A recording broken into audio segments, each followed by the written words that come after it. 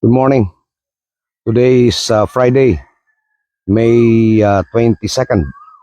And ito yung bago nating area sa ating soybeans seeds propagation. Ito yung US soybeans na na-save natin yung binhi. And ito na yung pang-apat na cycle. Medyo maganda yung tubo niya kasi virgin area.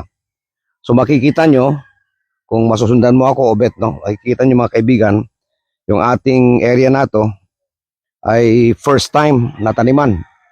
And maganda yung tubo niya. Pero kailangan na nating bantayan kasi tulad niyan, walang tigil yung ulan over the last few days. Meron kasing intertropical convergence zone sa Mindanao. So walang tigil yung ulan. And si Obet, yung aking katiwala rito, minomonitor yung kagat ng mga uod sa dahon. We really have to be very watchful. Pila na ni Carlo, Bet? May isa na kabulan? Wala pa isang kabulan, no? Okay, so pag abot ko sa kabulan, pagdating na isang buwan, mag-a-apply na kami ng potas at saka 2100. Yan na yung final fertilization namin. Kasi at 45 days old, mamumulaklak na ito at mag-uumpisa ng mamumunga.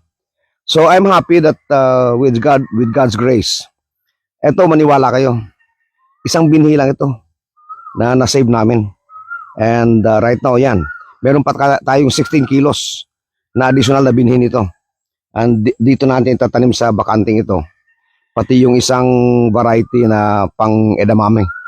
And then we have another variety, yung Canadian variety na galing kay Joel Kiawit, na siguro makaka-harvest tayo ng binhi good for 1 hectare.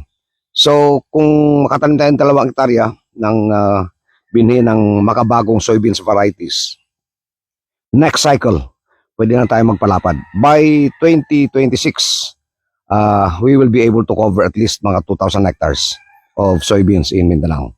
And that will be the start of the soybeans industry of Mindanao.